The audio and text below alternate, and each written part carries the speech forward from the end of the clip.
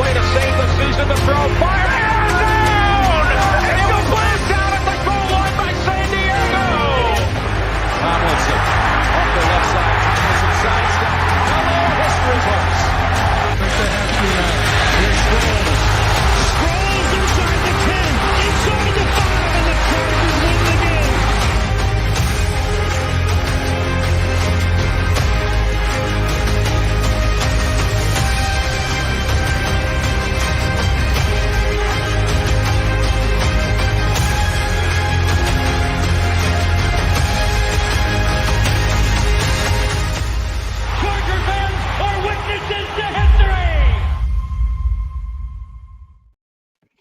What's up, everybody? Happy Monday. Welcome to another edition of The Walkthrough with me, Jamie Hoyle. This is another draft episode of The Walkthrough, and this is the long overdue offensive tackle show. So my apologies for not getting it out sooner. Things have been a little crazy. Spring is always a very busy season for me between the podcast and coaching the girls in softball. So plus some illnesses and other not so fun things going on. So anyway, here we are. Couple weeks late, but we are here with the offensive tackle show.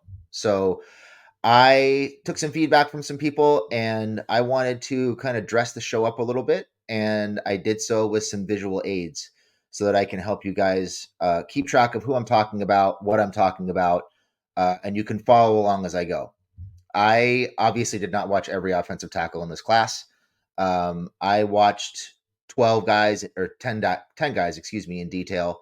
I won't be talking about all of them on this show, obviously, because we could be here all day. I'm going to talk about my top 4, and I'm also going to talk about a couple of sleepers that I have. One guy kind of cheating as a sleeper, but he's just not being viewed as a tackle right now, and I think he can play tackle, so that's why I'm including him on my sleeper list. And then another guy who's more of a day 2, possibly a day 3 sleeper. So lots to talk about. And one of the things that I really tried to focus on in watching these offensive tackles is not just technique, not just footwork, but how do they fit within the confines of the Chargers offense? Are they a scheme fit? Do they excel at the things that the Chargers are going to want them to do in the Greg Roman offensive scheme? So that was something that I kind of tried to lean into, probably a little bit more so than normal in previous shows. So we're going to talk a lot about scheme fit and what guys do well, what they don't do well within the scheme, and whether or not they're a good fit and where they might make sense for the Chargers in the draft. So with that in mind, we are going to go ahead and get started with my number 5 offensive tackle. And that is Oregon State right tackle, Taliese Fuaga. So Fuaga is a pretty fun watch. He's a guy who I think is going to be very productive at the NFL level. And here is kind of how I saw Fuaga. So Fuaga is a guy who I think he has the feet to execute in just about any run scheme. As you can see, I listed his strengths here. And the biggest thing is he's got a very powerful lower half. Very powerful. He's able to create a lot of movement in the running game, drive people off the line of scrimmage, and just create power in the running game with his lower half. Very impressive. His footwork is really good. He has really quick, precise feet, which is another strength that I listed. And he also has really good core strength. And he's very aware of what's going on around him. I noticed he's very quick to adjust to stunts and twists. He's able to slide and mirror with offensive tackle or with edge rushers, as they try to execute counters on him in the passing game. He's fun to watch. He gets the job done. Very, very skilled, very talented. And the biggest thing for me, the thing that stood out for me watching him is he's just a very physical downhill bully. He leans on guys and punishes guys in the running game. When he's at his best, he's finishing blocks both at the first and second level. He shows the ability to climb, pull, trap, all that kind of stuff at a very high level. I think as we start talking about Fuaga, some other strengths he uses a one arm stab, uses a 1-2 combo punch, kind of an easy glider in his pass sets with really no panic, mixes up his punch really well. Generally wins when he can square up defenders. If guys try to take him head on, they're done. Um, Fuaga uses his left arm to defend the B gap, which is something I like. You can kind of see him feeling out the B gap before he commits to the edge. I mentioned he adjusts really well to stunts and twists, and he does a good job of shoving speed rushers off their track when he gets beat to the edge. So he'll use what length he does have to kind of try to stay connected and run them off their path. In terms of things that are kind of knocks on him, Fuaga, his arms are a little bit on the short side. I mean, he kind of meets the bare minimum for length. His arms measured at 33 and a quarter inches.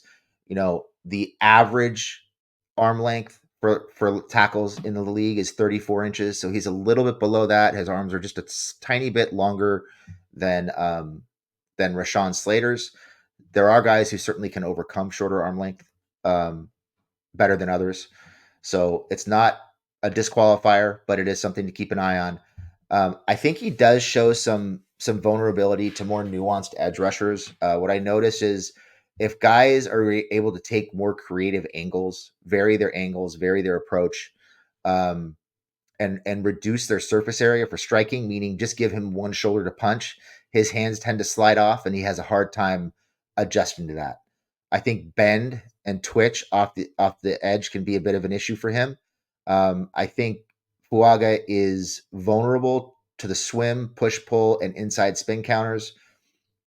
He can at times look a little bit stiff and heavy footed when asked to pull. He'll sometimes allow defenders to cross his face and slip through the back door when run blocking. The hands will stop after his initial punch, so he's got to work on keeping his hands moving and upgrading the hand technique. I think the grip strength is questionable. His hands, like I mentioned, will slide off after initial contact at times. And I think also I have some questions about his anchor. There are times where he got walked back into the pocket a little bit more than I would have liked. Certainly, most of these things are technical things that can be taught and improved upon. There aren't any real physical limitations for him to overcome, in my opinion. To me, I think Fuaga he's a starting NFL right tackle. I don't think he's going to play on the left side. I think he's going to be an immediate contributor, a huge upgrade in the running game. And I think he has the ability to transition to guard if things don't work out for him at tackle. So for me, I have an 84 on Fuaga. I think Fuaga is, in my opinion, um, he is the fourth best, fourth best offensive tackle in this class. He's very skilled. He's going to be very good at the next level, and he has some flexibility if things don't work out at right tackle. Now, from a scheme fit perspective, I think Fuaga is a good fit for the Chargers. And the reason I think he's a good fit for the Chargers is because, like I mentioned earlier, he is a bully. He batters people with his hands. He looks to finish when he can. He fires off the line. He creates movement in the running game. I think he'd be very good in a, gap power duo type offensive system like the one the Chargers are likely to run. And I think he can be effective at the second level. So for me, I think Fuaga is a guy who fits what the Chargers want to do. I think he would be very good in the Chargers offensive system. Um, I think the only thing is where you would take him. I'm not sure I would want to take him at 11. He's probably a target at 11 if they trade back. That's as early as I would want to take him. Any earlier than 11 is too early for me. I think there are going to be probably better tackles on the board if they draft at 5 in particular, or if they only move back a few spots. So certainly somebody to watch. I think if they move back with the Vikings to 11 and 23, Fuaga is a guy to watch at number 11. So that is Taliese Fuaga. Now we are going to move on, and we are going to talk about J.C. Latham, the Alabama right tackle. So Latham is another guy who I think is an outstanding fit for the Chargers. He was a lot of fun to watch too, and I think he fits the Chargers scheme exceptionally well. So talking about Latham here, first of all, what you notice about him is he's extremely well coached. He's technically sound. He's very aware. He sees what's going on around him. He adjusts to changing uh, rush threats. He's always looking for somebody to hit. He's a bully. Uh, so strong. For a guy who plays at 340, he's got very light feet. He's very effective at the second level. His core is extremely powerful. So, as a pass protector, because of the light feet and the powerful core, he's able to slide and mirror. He's able to cover ground, adjust to inside counters, outside counters, things of that nature. Does all those things extremely well in the running game, and even as a pass protector. You will see him when he lands his punch. He will grab guys and just flat out torque them and throw them out of their gap. So strong and so physical, and just a guy who's going to bully people, I think, at the next level. And for a guy who's, I think, 6'8", 340, he's a monster. He's surprisingly athletic. He's very good pulling, trapping, climbing, very good at the second level. And he moves exceptionally well as a pass protector. I was very surprised. I'll be honest. When I watched Latham, going into watching Latham, I really thought this is a guy who's DJ Fluker 2.0, and I think that's a comparison that a lot of Chargers fans draw with Latham as an Alabama right tackle with the experience with Fluker. It's easy to look at that and be like, oh, they have similar builds. Oh my God, it's the same guy, DJ Fluker 2.0. I'll be honest with you. I think that's a pretty lazy take. I do not think he's DJ Fluker 2.0. Latham is a better athlete than Fluker. He moves better than Fluker. He's much more aware than Fluker was. He's a much better pass protector than Fluker.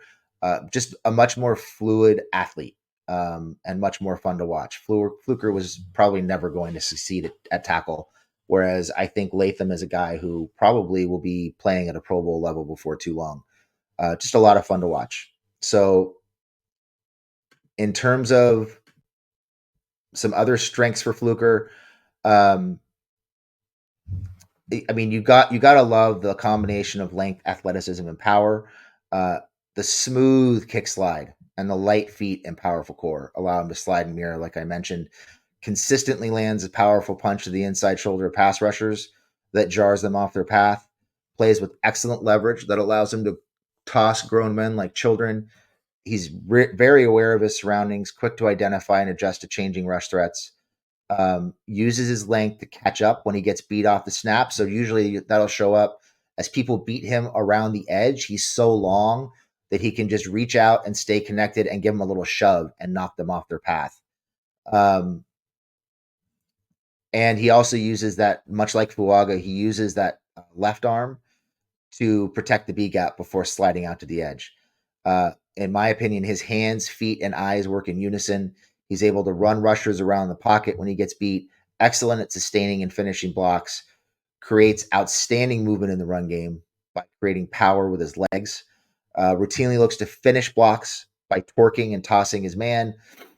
He's surprisingly effective at the second level. Very easy mover in space with the ability to create intelligent angles to second level defenders.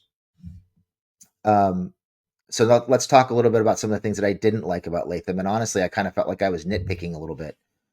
Latham, in my opinion, he'll resort to catching defenders instead of punching. So as good as his punch in it is, it's not super consistent, and he can get himself in trouble by catching guys, which can make him be a little bit late.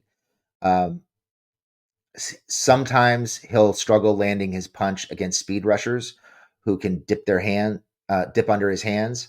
Nuanced rushers who reduce the strike point can give him some issues from time to time. And he hasn't, because he's so big, and I think he's a little, I don't want to say panicked, but he's a little concerned, I should say. A little concerned about getting beat outside. He will overset to the outside at times. And give up too much ground to speed, which can make him vulnerable to bull rushes and inside counters. Most guys aren't terribly successful bull rushing him, but it does happen on occasion. Um, and I'd like to see him, like I mentioned earlier, just be more aggressive with his punch and pass protection. And then the weight. He plays at 340. He's coming out as a very, very large human being. You're probably going to have to help him with his fitness and with his diet to keep him in shape. Hopefully, he doesn't have the same motivation issues that Fluker had. And once he gets in an NFL program, you can count on him to, kind of pull it together and and keep himself in shape. So um, Latham is actually tied for second in my tackle rankings with the next person we're going to talk about. I have an 86 on Latham, and he's another guy who I think fits what the Chargers want to do extremely well. Not just because he's a right tackle, although I do think there is some advantage to not having to draft a left tackle and move him to the right side.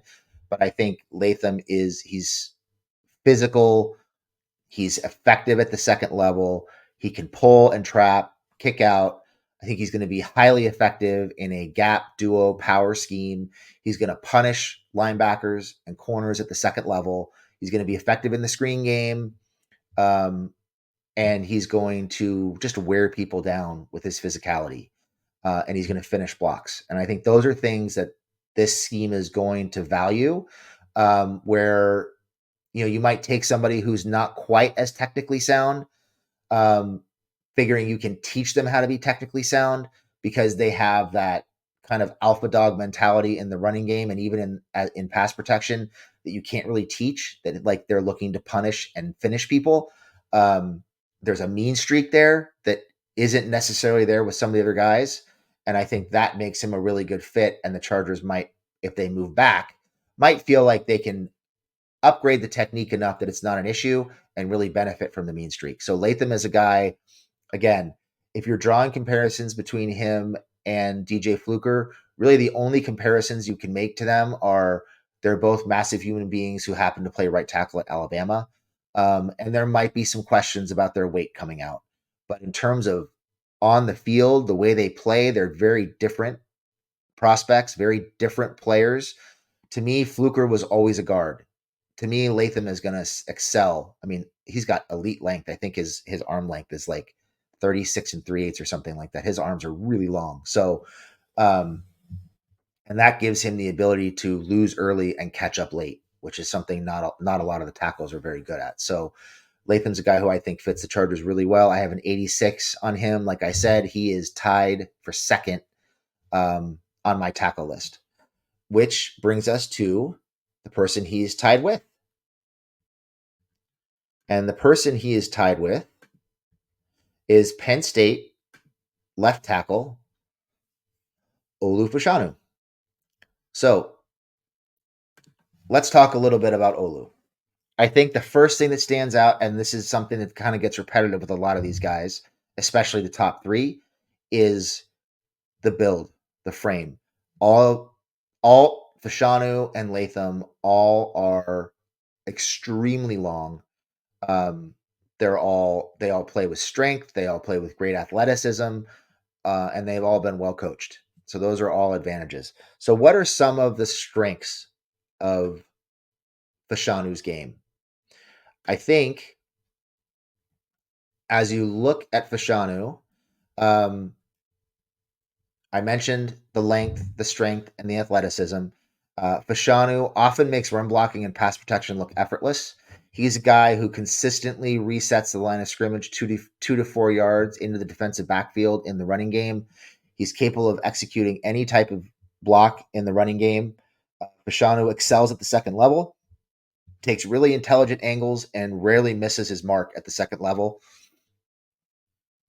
Olu also looks to finish run blocks. He understands how to use his length to recover when he loses off the snap. Um, he punches like a boxer. He might have the best punch in the class. It's certainly right up there.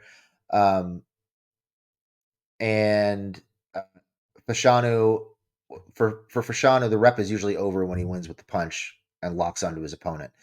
Very, very powerful, strong hands with great grip strength. He's able to slide and mirror with pass rushers. the balance that he has in pass protection in particular is really impressive, and he's consistently stuffs counters. Very, very fun to watch. I think for Fashanu, the footwork can get a little bit choppy when adjusting to different targets at the second level. It's almost like he's not quite comfortable at the second level, and you can kind of almost see him thinking his way through certain steps, through certain movements at the second level. I think that's something that will get better at time. He's such a good athlete, and he's so smart and instinctive in the way that he plays that I think it's only a matter of time before that second level catches up. And like I said, he makes plays at the second level consistently. So even though he's thinking his way through some of those angles, he's still getting there and he's still making the play.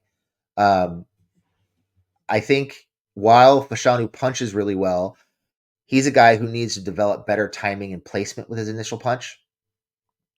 He can carry his hands a little bit low and get caught shooting his hands late.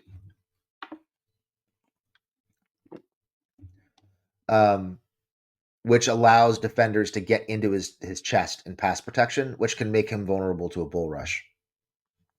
At times, as reps carry on, the pad level can wane a little bit, leading him to losing leverage and struggling to anchor.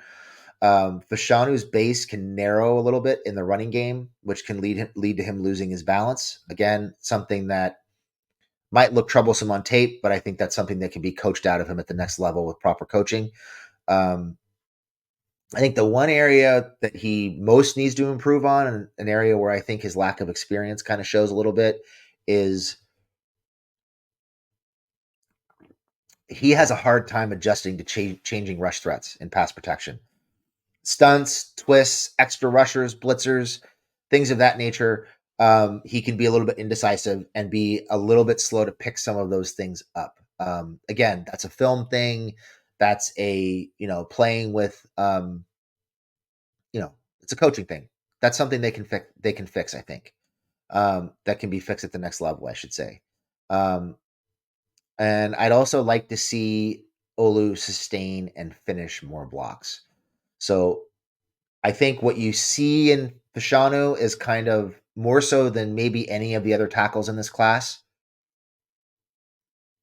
with the exception of a couple guys out of the top four. Fashanu to me he's kind of an unmolded block of clay. If you were going to carve an offensive tackle out of a block of clay, it would probably look like Fashanu with the height and the length and the width. And then you add the athleticism to it, the ability to block at the second level. These are all things that teams are going to salivate. And I think some of the technical things, the punch timing, the footwork at the second level, adjusting to certain counters, adjusting to changing rush threats. These are all things that come with time and experience. And I think they're also things that come with communication along the offensive line.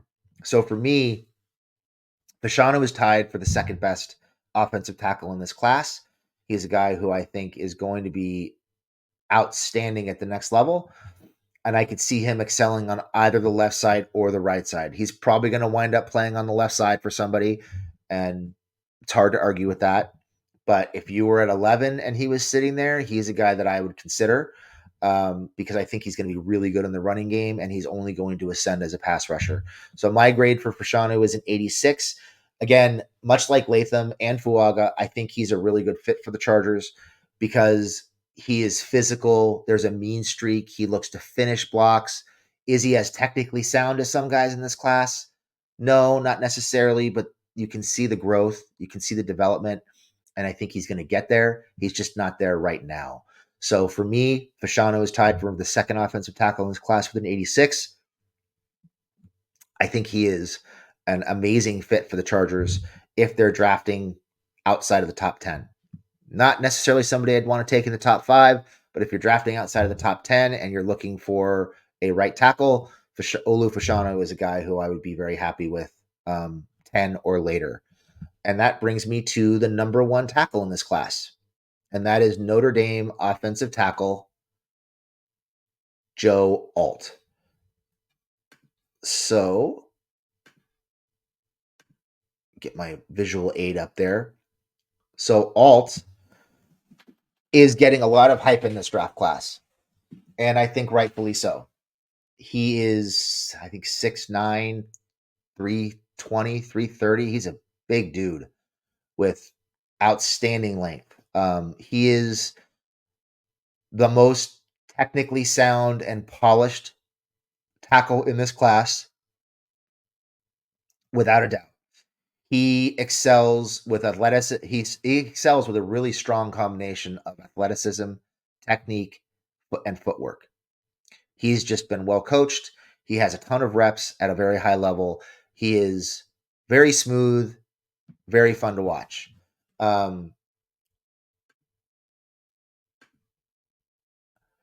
So let's go over Alt a little bit. I mentioned Alt has the ideal combination of length, athleticism, and football IQ. He comes from a football family. His dad was an all-pro offensive lineman. There is zero panic in his game. Alt's hands, feet, and eyes all work in unison. He's able to slide, mirror, and change direction with edge players. His head's always on a swivel, looking for the next threat. Alt has he adjusts extremely well to changing responsibilities and pass protection. He has elite balance and change of direction. Alt is productive at the second level. His hands and feet never stop moving. Hand placement is about as good as it gets. He's extremely scheme versatile. He's at his best at the second level. When he can attack a stationary target downhill. In terms of, I don't want to say negatives, but things for weaknesses or things for Alt to work on. I think he can be really tardy coming out of his 3-point stance. He's frequently one of the last linemen out of his stance on the Notre Dame offensive line. Because he's so tall, he tends to kind of bend at the waist and duck his head, which can make him whiff at both the first and second levels in the run game. Alt doesn't create a ton of movement in the run game. He gets the job done. He's kind of more of a screener. He's going to execute his block. He might turn his guy. He's going to seal his guy off. He's not going to drive his man off the line of scrimmage. He's not going to be like a Fashanu or a Latham who's resetting the line of scrimmage and driving guys off the ball. That's just not his game. I think Alt is really more of a catcher than a puncher. His hands can be a little bit late at times, which lets people into his chest. I think more than even he would like. His angles can be a little bit questionable at the second level, and his forward lean can lead to misses at the second level, particularly when he's working up to a moving target. I think Alt shows some vulnerability to quick inside moves and speed to the edge. He has a really hard time recovering when beaten to the inside, and I think he's going to struggle anchoring against power rushers in the NFL. I saw a lot of plays where he got walked back into the quarterback, and I think power and physicality is something that concerns me a little bit. I think for Alt, his posture, his pad level, the snap timing, and the play strength all need to improve. I think even though he's a big dude, he's a really good athlete. I think Alt is a guy who lacks some sand in the pants, so to speak, and can have a hard time just anchoring down and stopping the momentum of a rush. So those are the top four guys. And I think, if you're looking for a scheme fit, if you're looking for a guy who's going to come in and do what the Chargers want him to do right away, I am probably in the minority here, but I am not convinced that Joe Alt is the best fit for the Chargers. And he would not be my first choice. Probably wouldn't even be my second choice at number 5. I think between having to take a left tackle and convert him to right tackle, and kind of the absence in that mean streak that I talked about with Latham and Fuaga and Fashanu, it's just really difficult, I think, to take a guy who isn't mean, who isn't overly physical, who doesn't create that movement up front, and put him in a running scheme that really relies on being physical and being a bully. I don't know how he fits. He's going to be really good. He's going to be a very productive NFL player. He's probably going to wind up on the left side, in my opinion. I just I just feel like there are better fits later, guys who have actually played right tackle, who are that physical downhill bully, who's going to be who are going to be just much more productive in the Chargers offensive scheme. And I also question his second level play a little bit. He's really good when targets are not moving, when they're stationary. He's probably at his best within like 3 to 5 yards of the line of scrimmage. I didn't love him as he gets further away from the line of scrimmage. And like I mentioned, had that tendency to duck and lean into blocks at the second level can lead to misses, which can be kind of hard to watch at times. So those are my top four. And I'm going to show you a final ranking here. So my top four, I guess I'm not going to show you a final ranking. My top four offensive tackles in order are: number 4 is Taliese Fuaga from Oregon State. Tied for second is J.C. Latham from Alabama and Olu Fashanu from Penn State. And number 1 is Joe Alt. I think just from a technique standpoint and experience standpoint, Alt is the best tackle in this class. I'm just not convinced he is the best tackle fit for the Chargers based on what they want to do in their ground game in particular. So let's talk a little bit about a couple of sleepers. I mentioned at the top of the show, I have 2 sleepers, and one, I will admit, is kind of cheating. But he's not being viewed as a tackle at this point. He's being viewed as a center. And because of that, I feel like I can go outside of the box a little bit, and I'm going to say that based on what I saw in film, even though he's being mocked as a center, in my opinion, Graham Barton is the 5th best offensive tackle in this class. And really, there's very little not to like about him. He is, I mean, his tape at left tackle was about as good as it gets. It's some of the best left tackle tape I've seen in the last few years. Barton is very technically sound. He lands a mean punch. His hand placement and punch timing are always on point, which they have to be. And we'll get to that here in a few minutes for why. Much like I said with Alt and Fashanu and Latham, their eyes, feet, and hands work in unison. Hands never stop moving. He hand fights. He battles and drives guys off the line of scrimmage. He is very good in the running game. Barton is extremely athletic, extremely intelligent. He creates great angles for all of his blocks. He's highly effective at the second level. He can pull, he can trap, he can be a kick-out blocker as needed.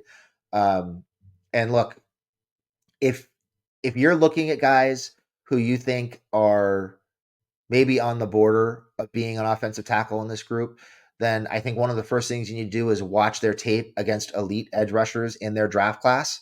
And if you watch Graham Barton's tape against Jared Verse this year in the Florida State Duke game, there is no way you can come away thinking that guy can't play tackle. He dominated Verse. There were several plays where he got into Verse early in the rep on a running play, and he drove him 5 or 6 yards off the line of scrimmage. It almost looked like the scene from Blindside where Michael Orr takes that off the defensive lineman and runs him off the field and throws him into the stands.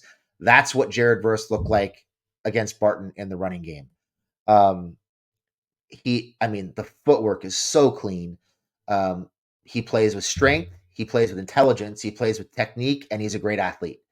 I think you check pretty much all the boxes. The biggest knock on Barton right now is his arm length. His arm length is 32 and 7/8, which admittedly is short for an NFL tackle. It's pretty rare for an NFL tackle to work out with arm lengths of less than 33 inches. Normally you want 30, 34 or longer. But I think because of his punch timing, because of his placement, because of how skilled he is with his hands and feet, and the way he stays connected to guys, and the way he's able to slide and mirror.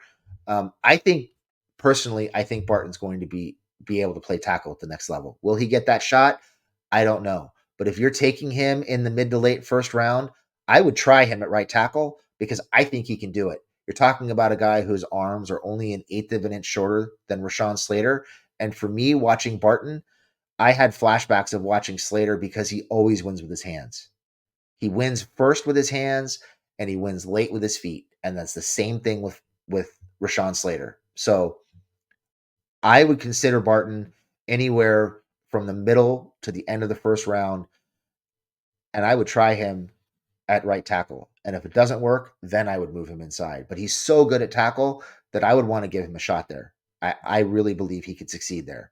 Um, so he's my kind of cheat sleeper. Nobody's talking about him as a tackle. He probably won't get the opportunity to be a tackle because his arms are less than 33 inches long.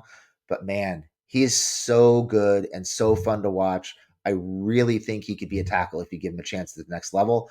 The only real knocks on Barton, in my opinion, are the arm length. And sometimes if he gets beat in pass pro, he'll bear hug guys, and that'll draw flags. But that's a technical thing that can be fixed.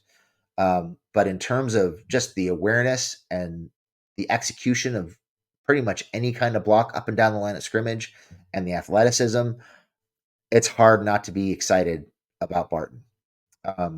And finally, my final sleeper, and this is kind of my real sleeper. I just had to kind of talk about Barton a little bit. I think we get too caught up sometimes um, talking about arm length, and we don't really pay enough attention to the tape.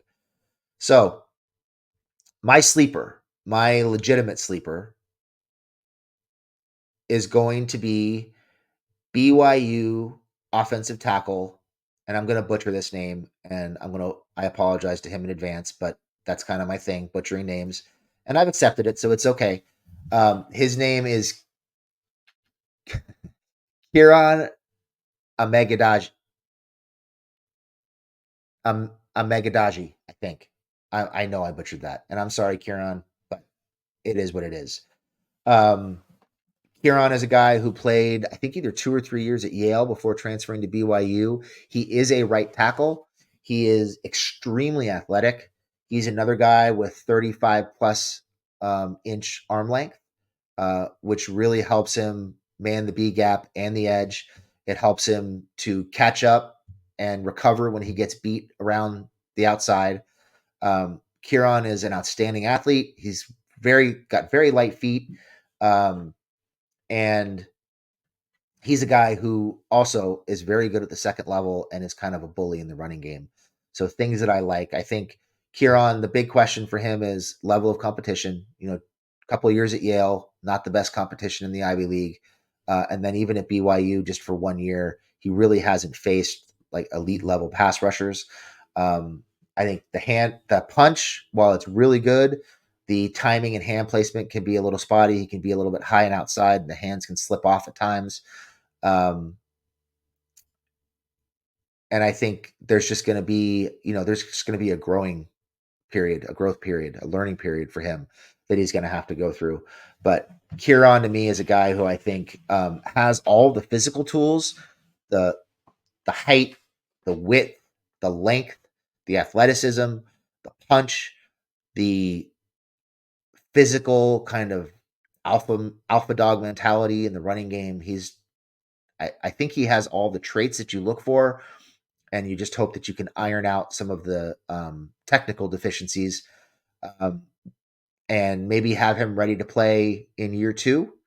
Maybe he surprises you and he's playing by the end of year one, but he is going to need some time to learn at the NFL level. Um, so I mentioned Barton as my offensive tackle number 5. I have an 83 on him. Um, and he just barely beat out Amarius Mims. So let me give you my top 10. My top 10 tackles, I'm going to start with 10 and work my way back. Number 10 is Kieran Amegadaji. And I know I butchered that, and I'm sorry. With a 74.